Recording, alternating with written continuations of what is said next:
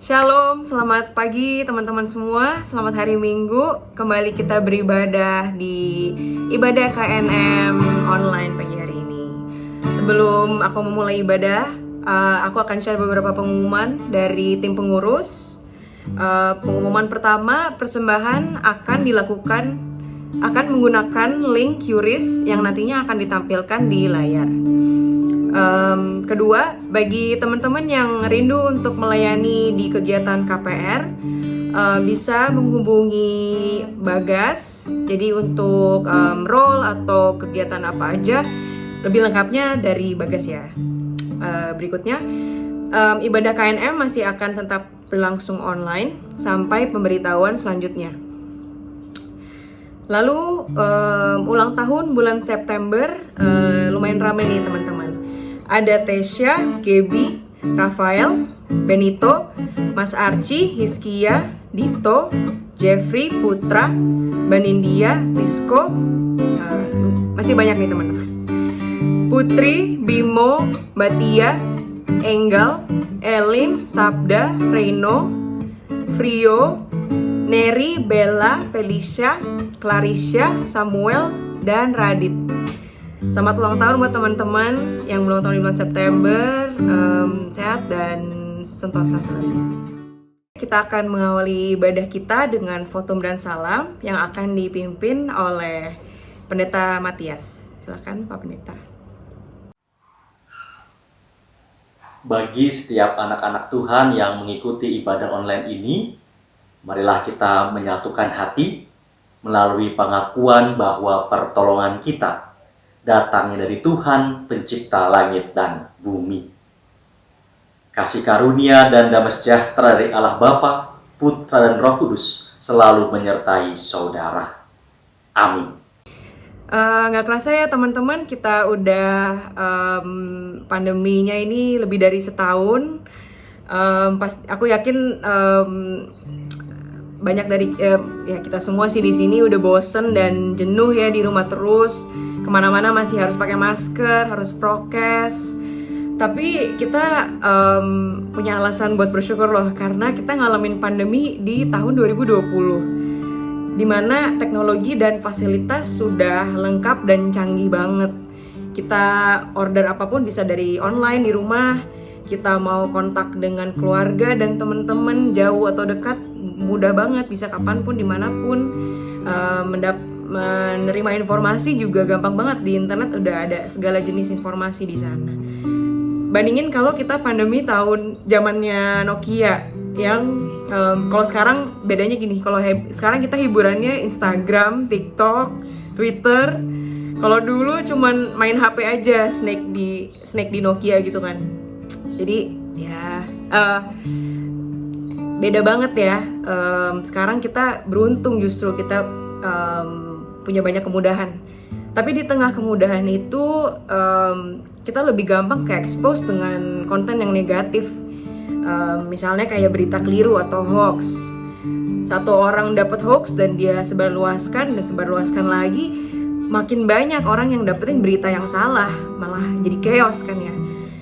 Jadi sama halnya dengan suara iblis. Kalau misalkan kita nggak bisa ngebedain mana yang berita salah, mana suara iblis, mana suara Tuhan, akan sangat mudah kita hanyut dalam sesat. Jadi bagaimana cara kita bisa ngebedain suara Tuhan dan suara iblis? Yaitu dengan memelihara hikmat.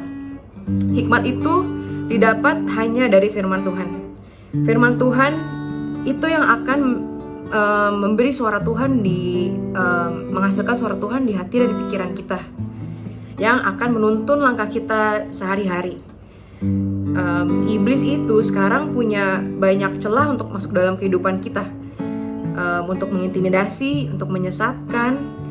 Jadi bahaya banget ya kalau kita nggak terjaga-jaga gitu. Jadi betapa pentingnya kita memelihara hikmat sebagai bagian dari keseharian kita. Memang nggak mudah. Aku pun juga kesulitan untuk komit, tapi let us start from our hearts. Hati kita tulus nggak untuk mencari Tuhan, untuk mencari kerajaannya? Karena hanya dari Tuhan, hanya Tuhanlah sumber pertolongan kita. Jadi mari teman-teman kita merenungkan kebesaran Tuhan. Tuhan itu tuh willingly dengan kasih mau melindungi kita, memelihara kita, Tuhan. Selalu baru berkatnya setiap hari. Selalu present, selalu ada buat kita di saat kita susah maupun di saat kita bersuka. Jadi mari kita mensyukuri kasih setia Tuhan dengan menaikkan lagu bersama.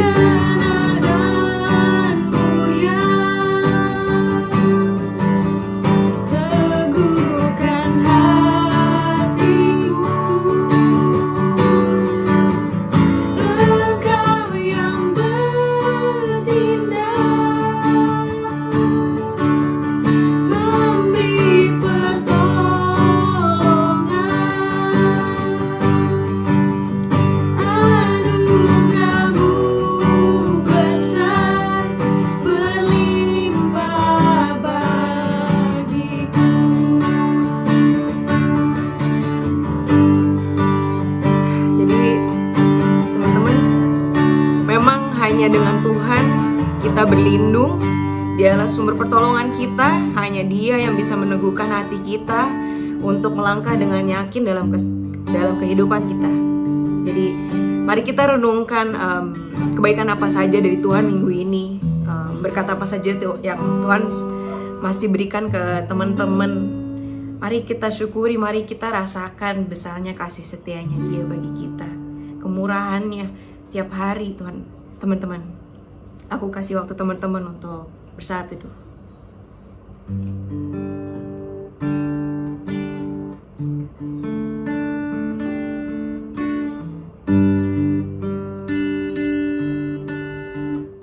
Mari teman-teman, sekali lagi kita naikkan pujian bersamamu.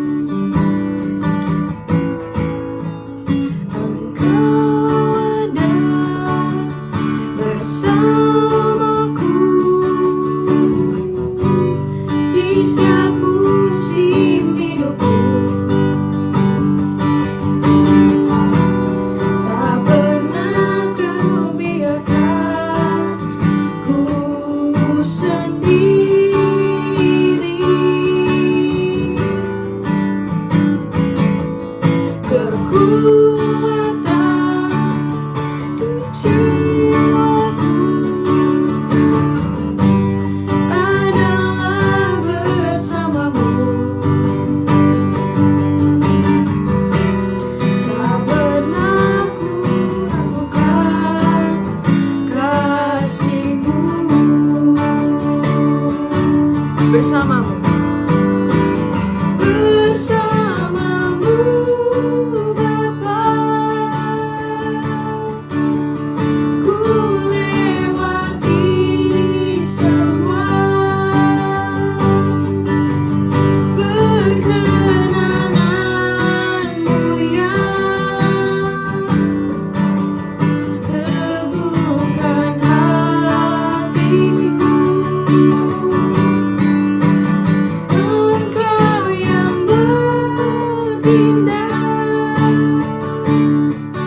Engkau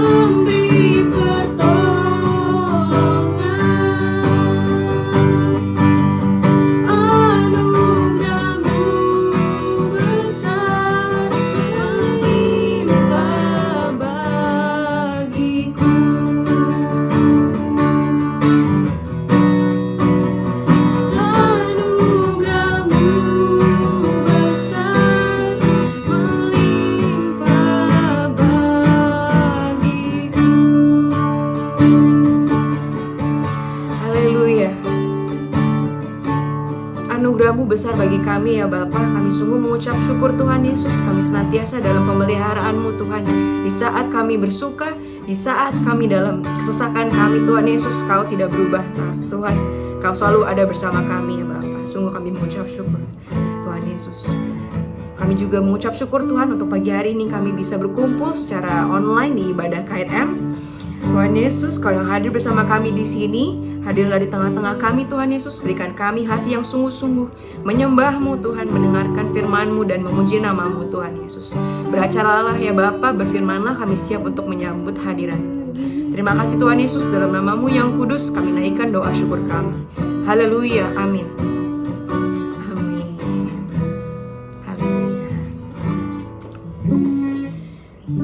Oke, aku akan share berita anugerah kita pagi hari ini. Diambil dari Ayub 28 ayatnya yang ke-28. Ayub 28 ayat yang ke-28. Izinkan aku bacain ya teman-teman. Tetapi kepada manusia ia berfirman, sesungguhnya takut akan Tuhan itulah hikmat, dan menjauhi kejahatan itulah akal budi. Jadi takut akan Tuhan itulah hikmat. Awal dari hikmat itulah takut akan Tuhan. Jadi kita lihat ya keterikatan dari keduanya di sini. Berikutnya petunjuk hidup baru diambil dari Amsal 3 ayatnya yang kelima. Amsal 3 ayat yang kelima. Hari ini kita ayatnya dari perjanjian lama semua ya teman-teman. Amsal 3 ayat 5, aku bacain lagi.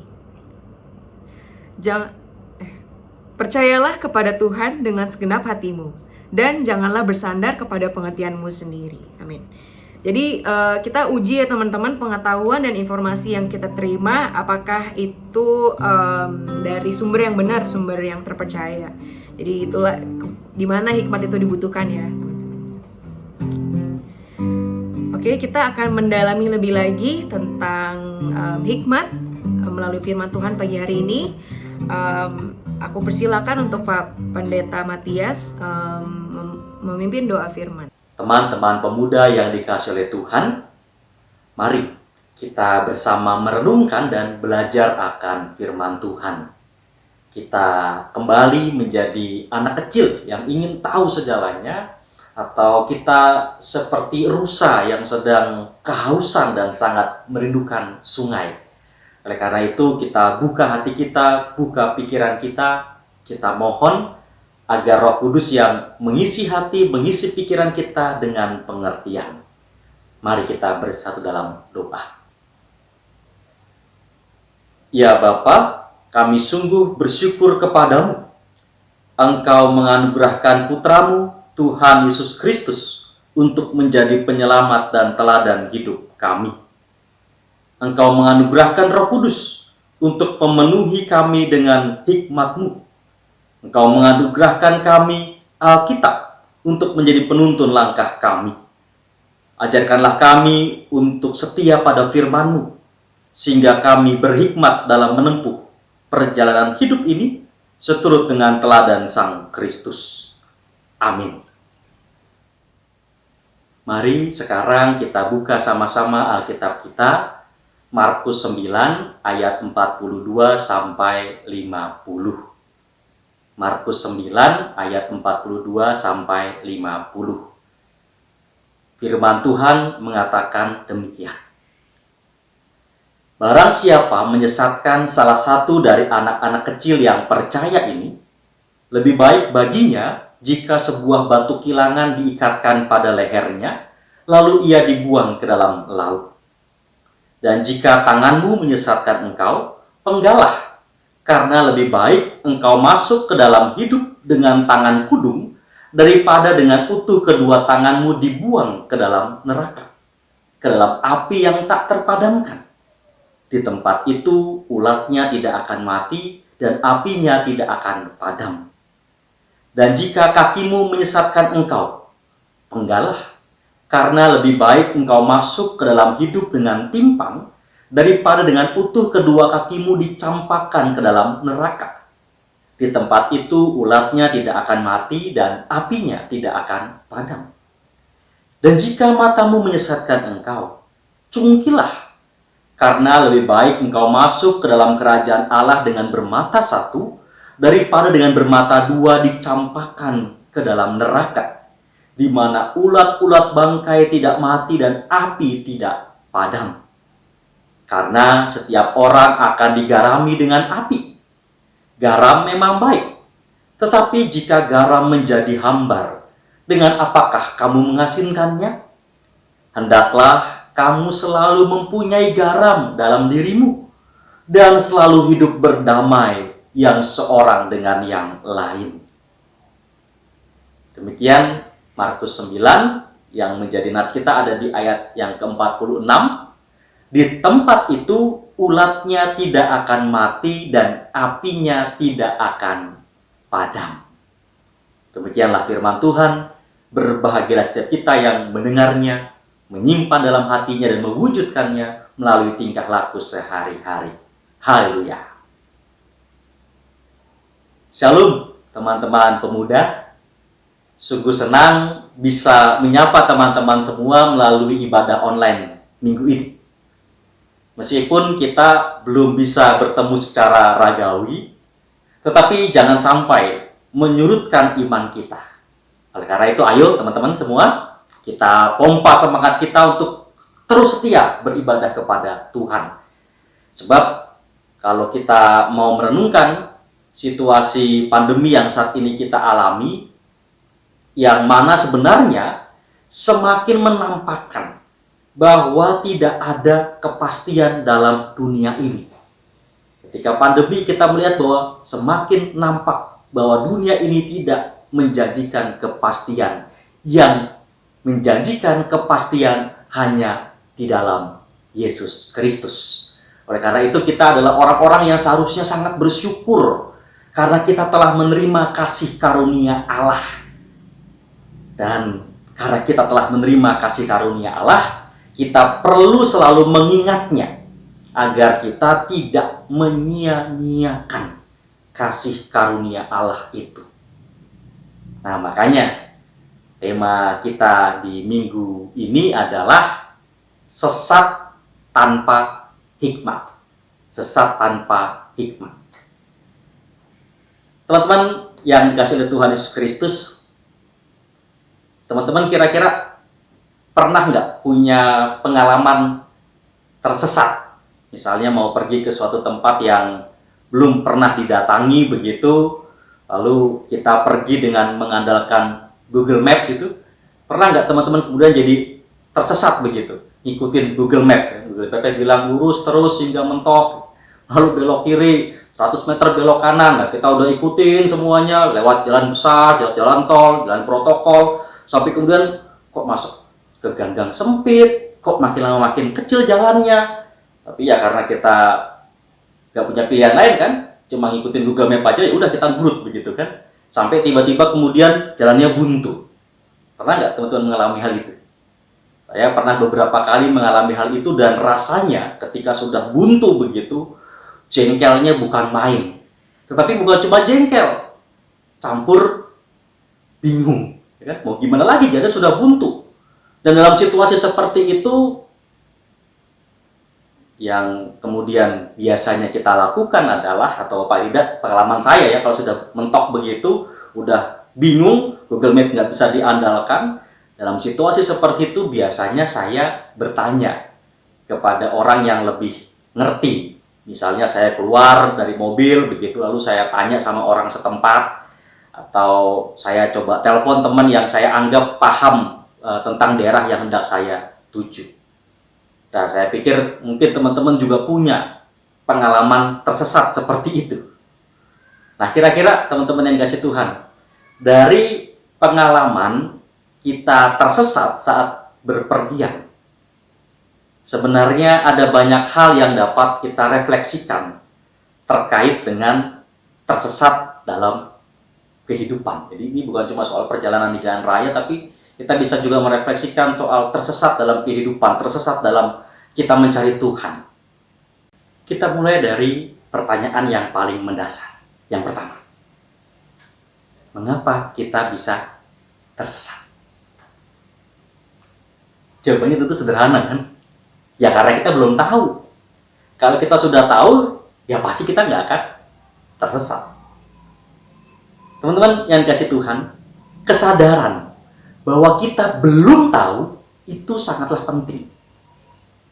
Sokrates, seorang filsuf Yunani kuno, pernah mengatakan, aku tahu satu hal, bahwa aku tidak tahu. Aku tahu satu hal, bahwa aku tidak tahu. Sebuah pernyataan yang menegaskan kesadaran Sokrates, kesadaran dirinya untuk selalu mencari tahu. Sebab banyak orang yang sebenarnya tidak tahu, tapi dia merasa tahu. Atau kita sebut sok tahu begitu ya. Apalagi di era medsos ini, di mana semua orang secara terbuka bisa menyampaikan pendapatnya, bisa berkomentar, bisa beropini begitu kan.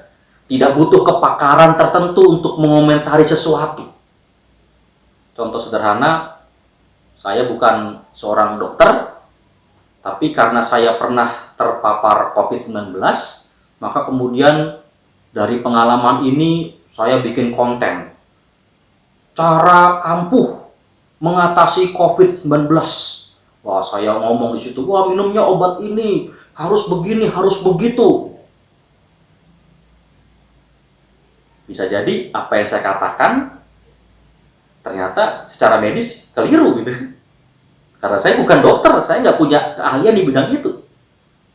Lalu kemudian kalau seandainya memang betul keliru, ya saya tinggal bilang aja kan, ya itu kan pengalaman saya.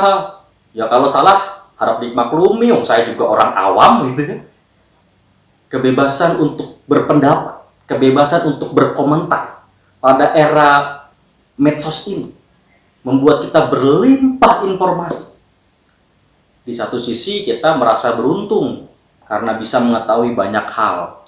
Tetapi di sisi lain, kita jadi harus bersusah payah menyaring setiap informasi karena tidak semuanya mengandung kebenaran. Apalagi dengan adanya buzzer gitu kan, yang memang dibayar untuk memviralkan suatu informasi. Saya pernah beberapa kali mencoba makanan kekinian yang lagi hits tuh. Wah, lagi viral nih, udah saya coba. Saya beli begitu. Begitu saya makan ternyata rasanya B aja. Ternyata viral bukanlah jaminan rasanya enak selangit. Viral bukanlah berarti informasinya terpercaya. Dan viral bukan berarti benar. Kita harus berhati-hati dengan tiada lelah mencari tahu. Sebab itulah cara pertama yang dapat kita lakukan supaya kita tidak tersesat. Nah, sekarang kita masuk pada bagian yang kedua. Kita sedang mencari tahu. Dan ketika kita sedang mencari tahu, ada begitu banyak informasi, kita berlimpah informasi, maka yang kita perlu lakukan adalah memverifikasi terlebih dahulu. Kita dapat dengan mudah tersesat karena mengikuti informasi yang salah. Kita sekedar ikut apa yang sedang viral. Misalnya sekarang sedang heboh artis-artis Korea. Kita ikutin stylenya itu, artis-artis K-pop. Mereka ganti warna rambut, ya sudah kita langsung ke salon, kita cek rambut kita. Bahkan bukan cuma stylenya saja, kita juga ikutin tuh gaya hidup mereka. Mereka pakai narkoba, udah kita ikut juga pakai narkoba biar dibilang keren. Padahal ya teman-teman, mana ada orang mabok yang keren, ya kan? Yang ada kita malah terasing dengan dunia gitu kan. Orang mabok kok yang malah terasing kan dari pergaulan. Tapi justru di sini anehnya. Kita sudah dapat informasi yang salah, kita ikutin informasi yang salah itu, tetapi kita justru menganggap informasi yang salah itu sebagai sebuah kebenaran yang membuat kita kemudian tertutup dari sumber-sumber informasi lainnya yang sebenarnya mengarahkan kita pada jalan yang lurus. Itulah sebabnya Tuhan Yesus dengan keras mengatakan, barang siapa menyesatkan salah satu dari anak-anak kecil yang percaya ini, Lebih baik baginya jika sebuah batu kilangan diikatkan pada lehernya, lalu ia dibuang ke dalam laut. Teman-teman muda, para penyesat ini sangat lihai dalam membuat informasi, dalam mengemas informasi, yang kemudian kita jadi terpikat, dan tanpa sadar kemudian kita terjerat, dan setelah itu kita semakin jauh tersesat. Nah, oleh karena itu, kita perlu ingat selalu. Kita buka Alkitab kita, Amsal 1 ayat 7. Apa isinya di sana? Amsal 1 ayat 7. Takut akan Tuhan adalah permulaan pengetahuan, tetapi orang bodoh menghina hikmat dan didikan. Ayat ini dengan sangat tegas menyatakan bahwa sumber segala pengetahuan adalah Tuhan. Kalau orang mau berpengetahuan, maka ia harus takut, atau sebenarnya lebih tepat diterjemahkan, harus hormat kepada Tuhan. Kita ingat tokoh yang paling pandai, paling berhikmat dalam Perjanjian Lama, yaitu Salomo. Dari mana Salomo mendapatkan kepandaian? Dari mana Salomo mendapatkan hikmat? Teman-teman nanti sehabis ibadah ini selesai bisa baca kisahnya di 1 Raja-Raja 3 ayat 4-15. Salomo dapat kepandaian, dapat hikmat dari Tuhan karena dia memintanya. Salomo minta kepada Tuhan dan Tuhan kemudian memberikannya. Maka hormat kepada Tuhan adalah permulaan pengetahuan.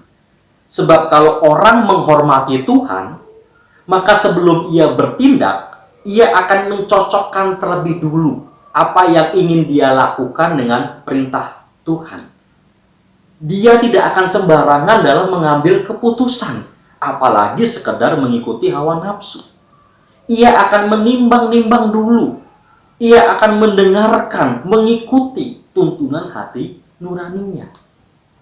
Dan inilah cara yang kedua yang dapat kita lakukan supaya kita tidak tersesat. Ditimbang-timbang dulu, kita ikuti tuntunan hati nurani. Kita timbang-timbang dengan perintah Tuhan. Dan sekarang kita masuk pada bagian yang ketiga. Orang yang mendengarkan dan mengikuti tuntunan hati nuraninya adalah orang yang mau belajar untuk mengendalikan tubuhnya. Teman-teman muda yang terkasih, hal yang paling berat saat kita sudah tahu bahwa diri kita tersesat adalah putar balik. Kembali ke jalan yang benar yang akan menghantar kita tiba pada tujuan. Itu paling susah. Tadi kita bayangkan ya, kita sudah mentok di gang sempit. Mau putar balik kan susah. Kalau naik motor ya masih mending, ya masih agak gampang diangkat-angkat bisa begitu kan motornya. Nah kalau naik mobil susah kan begitu ya.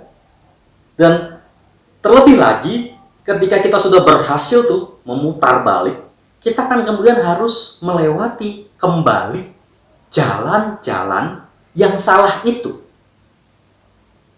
Yang kemudian ketika kita melewati jalan-jalan yang salah itu bisa dengan mudah membuat kita kemudian menjadi kecewa, marah terhadap diri sendiri.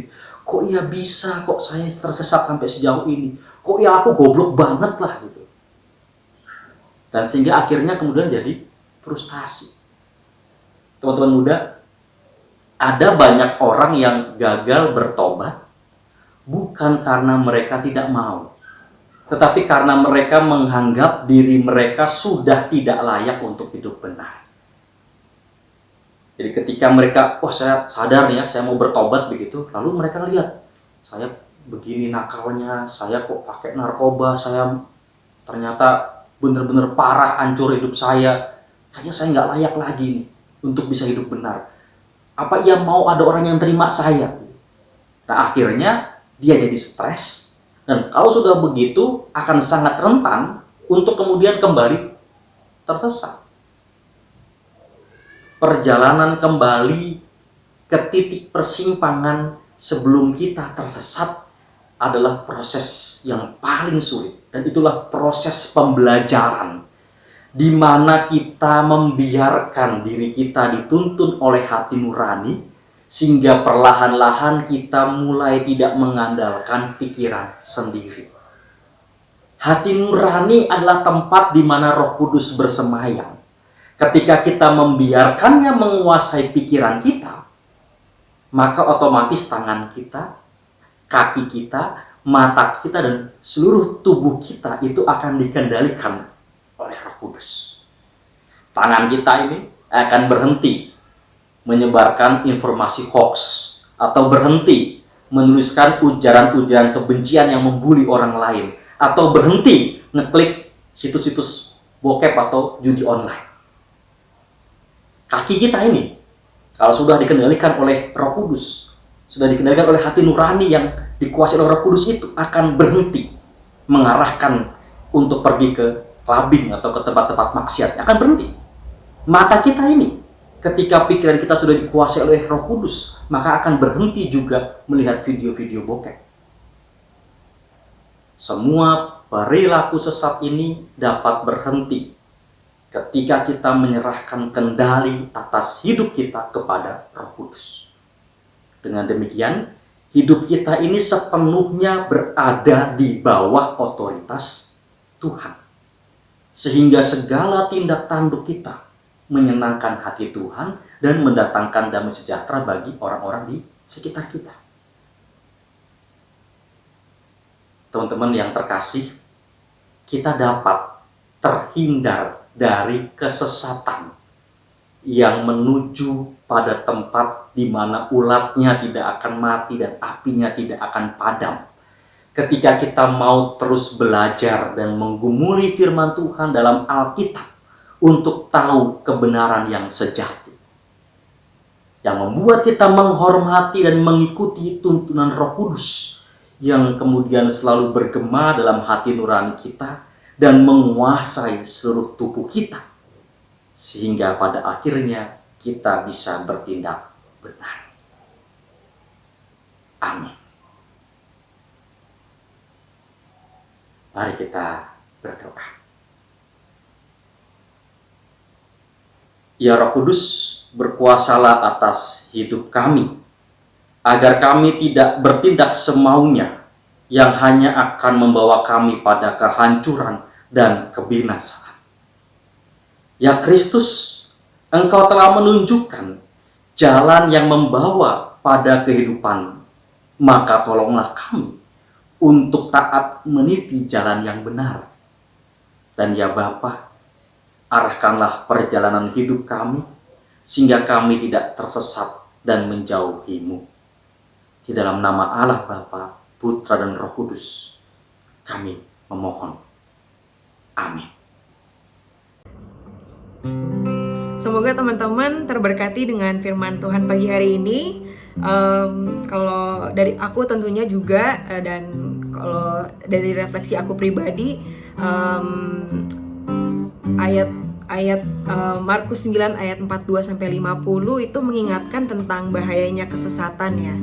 Jadi betapa pentingnya kita memelihara firman Tuhan dan hikmat Tuhan itu sehari-hari. Jadi kita selalu siap, kita selalu terjaga. Dan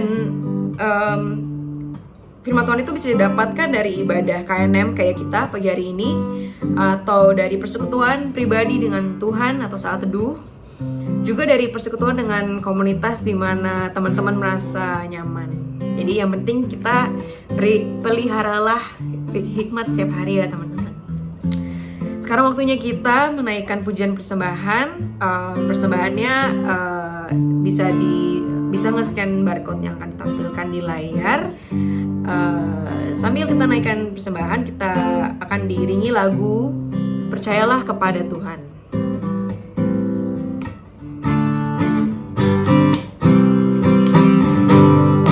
Percayalah kepada Tuhan.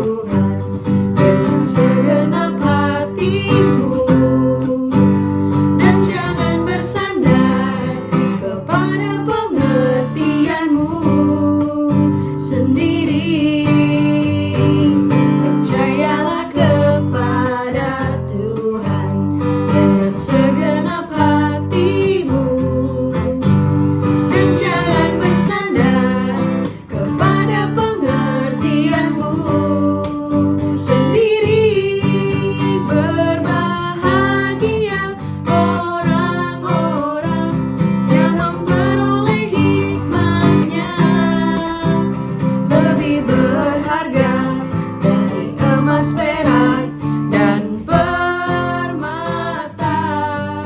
Umur panjang di tangan kananmu, kekayaan hormat di tangan kiri. Jalannya penuh damai sejahtera senantiasa. Jalannya penuh damai sejahtera senantiasa.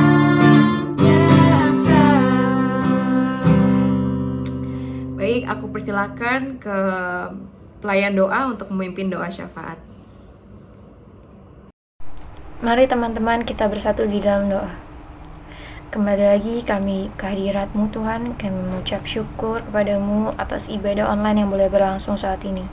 Kiranya firman-Mu dapat tertanam dan berbuah di dalam kehidupan kami. Kami juga mengucap syukur Tuhan untuk persembahan yang telah terkumpul, kiranya Engkau memberikan hikmat di dalam pengelolaannya, supaya bermanfaat untuk memperluas kerajaan-Mu. Tak hentinya juga kami berdoa untuk pandemi COVID-19 agar segera berakhir dan pasien yang terpapar dapat Engkau pulihkan. Kami memohon perlindungan-Mu Tuhan dalam segala aktivitas yang kami lakukan agar dijauhkan dari COVID-19 maupun virus atau penyakit lainnya. Kami berdoa Tuhan untuk kegiatan vaksinasi yang sedang berlangsung dan segala upaya yang dilakukan untuk memutus mata rantai penyebaran COVID-19 agar kiranya dapat berjalan dengan baik. Tak lupa juga kami berdoa Tuhan untuk teman-teman kami yang berduka karena kehilangan orang yang dikasihinya. Kiranya Kau senantiasa menghibur mereka. Kami berdoa untuk jemaat-jemaat KPR Tuhan, bagi yang saat ini bergumul di dalam kehidupan keluarga, kiranya Engkau menguatkan mereka. Untuk jemaat yang sedang sakit, kami percaya Tuhan bahwa Engkau akan memulihkan mereka. Kami berdoa untuk jemaat yang undur imannya, kiranya Engkau senantiasa menuntun mereka. Kami juga berdoa Tuhan untuk teman-teman kami yang memiliki pergumulan dalam sekolahnya atau kuliahnya di dalam masa pandemi ini, terlebih dengan pembelajaran online. Kami juga berdoa Tuhan untuk pergumulan yang dialami oleh teman-teman kami dalam pekerjaan maupun sedang mencari pekerjaan, kiranya Tuhan senantiasa membantu mereka. Kami juga berdoa Tuhan untuk teman-teman kami yang dalam pergumulan dalam mencari pasangan hidup. Kami berdoa Tuhan untuk teman-teman kami yang berulang tahun di bulan September, Kak Tesya, Kak Gaby, Rafael, Benito, Mas Archie, Hizkia, Dito, Jeffrey, Putra, Mbak Nindya, Isko, Putri, Bimo, Mbak Tia, Mbak Enggal, Eilen, Sabda, Reno, Frio, Neri, Bella, Felisa, Clarissa, Samuel, dan Radit. Kiranya kasih dan karunia-Mu saja Tuhan yang menyertai dan memberkati mereka. Aku juga berdoa Tuhan untuk pelayanan gereja, PSP 2, komisi, dan bebadan. Kami berterima kasih untuk pelayan yang bekerja demi terlaksananya ibadah online ini Tuhan. Kami berdoa untuk bangsa dan negara kami. Kami memohon agar bangsa ini diberkati, diberi kesejahteraan dan kedamaian dalam setiap aspek kehidupan. Inilah doa kami Tuhan. Doa yang jauh dari sempurna ini kami alaskan dengan doa yang telah Kau ajarkan kepada kami. Bapa kami yang ada di sorga, dikuduskanlah nama-Mu, datanglah kerajaan-Mu, jadilah kehendak-Mu di bumi seperti di sorga. Berikanlah kami pada hari ini makanan kami yang secukupnya, dan ampunilah kami akan kesalahan kami, seperti kami juga mengampuni orang yang bersalah kepada kami. Dan janganlah membawa kami dalam pencobaan, tetapi lepaskanlah kami daripada yang jahat. Karena Engkau lah yang mempunyai kerajaan, dan kuasa, dan kemuliaan sampai selama-lamanya. Amin. Aku persilakan untuk perwakilan majelis memimpin pengakuan iman rasuli. Persilakan. Bersama dengan umat Tuhan di segala tempat dan abad, marilah kita mengikrarkan pengakuan iman rasuli demikian. Aku percaya kepada Allah, Bapa yang Maha Kuasa, Khalik langit dan bumi, dan kepada Yesus Kristus, Anaknya yang tunggal Tuhan kita, yang dikandung daripada Roh Kudus, lahir dari anak darah Maria, yang menderita di bawah pemerintahan Pontius Pilatus, disalibkan, mati dan dikuburkan, turun ke dalam kerajaan maut. Pada hari yang ketiga, bangkit pula dari antara orang mati, naik ke sorga, duduk di sebelah kanan Allah, Bapa yang Maha Kuasa, dan akan datang dari sana untuk menghakimi orang yang hidup dan yang mati. Aku percaya kepada Roh Kudus, gereja yang kudus dan am, persekutuan orang kudus, pengampunan dosa, kebangkitan orang mati, dan hidup yang kekal. Baik teman-teman, kita udah sampai di penghujung ibadah kita pagi hari ini. Aku mau persilakan untuk Pak Pendeta Matias memimpin doa berkat, juga doa penutup. Aku persilakan. Teman-teman yang dikasihi oleh Tuhan Yesus Kristus, arahkanlah hatimu kepada Tuhan dan mari kita akhiri ibadah ini di dalam doa. Aku berdoa supaya kamu bersama-sama dengan segala orang kudus dapat memahami betapa lebarnya dan panjangnya dan tingginya dan dalamnya kasih Kristus, dan dapat mengenal kasih itu sekalipun ia melampaui segala pengetahuan. Aku berdoa supaya kamu dipenuhi di dalam seluruh kepenuhan Allah. Bagi Dialah yang dapat melakukan jauh lebih banyak daripada yang kita doakan atau pikirkan, seperti yang ternyata dari kuasa yang bekerja di dalam kita. Bagi Dialah kemuliaan di dalam jemaat dan di dalam Kristus Yesus turun-temurun sampai selama-lamanya. Amin. Haleluya. Semoga teman-teman semua terberkati dengan firman Tuhan pagi hari ini. Terima kasih untuk teman-teman pelayan dan juga Pak Pendeta Matias. See you di KNM selanjutnya. Selamat hari Minggu. Tuhan Yesus memberkati.